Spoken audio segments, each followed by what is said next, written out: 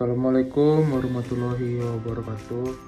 Perkenalkan, nama saya Felix Lamhut Panjaitan dengan NPM 251010462. Pada video ini saya akan menjelaskan materi tentang sumber-sumber hukum Indonesia yang merupakan bagian dari mata kuliah pengantar ilmu hukum. Materi ini sangat penting untuk dipahami karena Indonesia adalah negara hukum, sehingga seluruh aspek kehidupan bermasyarakat dan bernegara harus berdasarkan hukum yang berlaku. Untuk itu, mari kita mulai pembahasannya. Indonesia merupakan negara hukum, sebagaimana tercantum dalam pasal 1 ayat 3 Undang-Undang Dasar Negara Republik Indonesia tahun 1945. Artinya, setiap tindakan pemerintahan maupun masyarakat harus berlandaskan hukum. Dalam kehidupan sehari-hari, hukum berperan penting untuk menciptakan ketertiban, keadilan, dan kepastian hukum. Namun agar suatu hukum dapat berlaku, tentu harus memiliki dasar atau asal-usul yang jelas. Dasar itulah yang disebut dengan sumber hukum. Oleh karena itu, memahami sumber-sumber hukum menjadi sangat penting baik bagi mahasiswa maupun masyarakat umum. Sumber hukum. Definisi sumber hukum.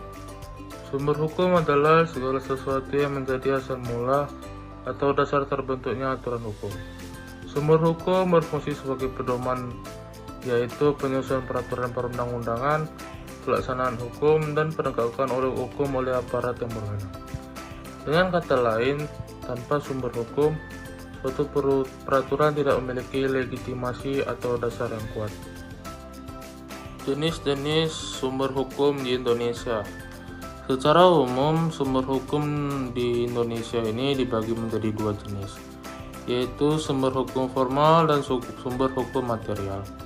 Kedua jenis sumber hukum ini saling melengkapi dan berperan penting dalam sistem hukum di Indonesia. Sumber hukum formal.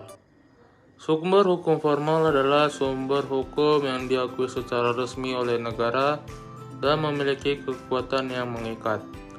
Ciri-ciri sumber hukum formal antara lain: memiliki kekuatan yang mengikat dan berlaku umum. Yang kedua, lahir dari lembaga dan prosedur yang sah. Dan yang ketiga, diakui secara resmi oleh negara. Sumber hukum formal inilah yang secara langsung digunakan oleh hakim dan dipecat dan aparat penegak hukum dalam menyelesaikan perkara. Terus ada undang-undang. Undang-undang merupakan sumber hukum formal yang paling utama dan memiliki kedudukan tinggi dalam sistem hukum Indonesia. Undang-undang memiliki fungsi seperti memberikan kepastian hukum, menjaga ketertiban masyarakat, dan mewujudkan keadilan. Sifat undang-undang adalah tertulis dan mengikat, sehingga wajib dipatuhi oleh seluruh warga negara di Indonesia ini. Selanjutnya ada kebiasaan atau hukum adat. Hukum adat adalah suatu aturan yang tertulis yang hidup dan berkembang dalam masyarakat. Hukum ini terbentuk dari kebiasaan yang dilakukan secara berulang-ulang dan diterima sebagai aturan yang mengikat. Namun, hukum adat hanya dapat berlaku selama tidak bertentangan dengan hukum nasional. Contohnya dapat kita temukan dalam aturan adat berbagai daerah di Indonesia. Selanjutnya ada jurisprudensi. Jurisprudensi adalah putusan hakim terdahulu yang dijadikan pedoman oleh hakim lain dalam menyaksikan perkara yang serupa. Di Indonesia, jurisprudensi berfungsi sebagai sumber hukum tidak tertulis, khususnya yaitu untuk mengisi kekosongan hukum atau menafsirkan ketentuan dalam undang-undang yang belum jelas. Dan selanjutnya itu ada traktat atau perjanjian internasional. Traktat atau perjanjian internasional adalah perjanjian yang dibuat antara negara dengan negara lain atau organisasi yang ada di dunia atau organisasi internasional. Berdasarkan perjanjian ini menjadi sumber hukum formal yang diratifikasi oleh negara Indonesia dan meningkat secara hukum. Dan yang terakhir, Contohnya yaitu ada doktrin. Doktrin merupakan pendapat atau ajaran para ahli yang memiliki keahlian dan reputasi di bidangnya. Walaupun tidak bersifat mengikat, doktrin sering digunakan sebagai bahan pertimbangan dalam pembentukan undang-undang dan referensi bagi hakim untuk memutus suatu perkara. Selanjutnya ada sumber hukum material.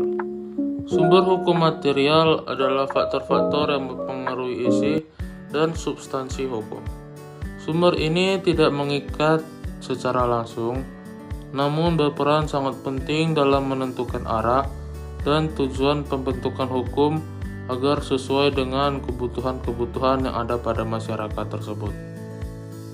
Terus ada beberapa contoh sumber hukum material. Contoh sumber hukum material antara lain: yang pertama ada nilai-nilai Pancasila, adat istiadat, kondisi sosial, ekonomi dan politik, agama serta moral masyarakat. Faktor-faktor ini yang menjadikan hukum Indonesia bersifat dinamis dan sesuai dengan kehidupan di masyarakat. Sumber hukum memiliki peran yang penting, yaitu sebagai landasan atau asal mula hukum. Yang kedua sebagai dasar bagi hakim dalam memutuskan perkara, dan yang ketiga mengatur perilaku warga negara agar tercipta ketertiban dan keadilan sosial. Sebagai kesimpulannya, sumber-sumber hukum Indonesia merupakan dasar penting dalam pembentukan dan pelaksanaan hukum. Sumber hukum dibedakan menjadi sumber hukum formal dan sumber hukum material. Sumber hukum formal meliputi undang-undang, kebiasaan, jurisprudensi, traktat, dan doktrin.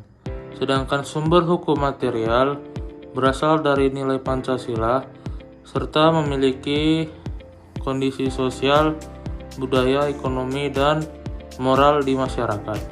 Dengan memahami sumber hukum, kita dapat mengetahui asal hukum serta pentingnya menaati hukum demi terciptanya keadilan dan ketertiban di Indonesia. Demikian penjelasan saya mengenai sumber hukum di Indonesia ini. Semoga materi ini dapat menambah pemahaman kita semua. Terima kasih atas perhatian yang telah diberikan. Wassalamualaikum warahmatullahi wabarakatuh.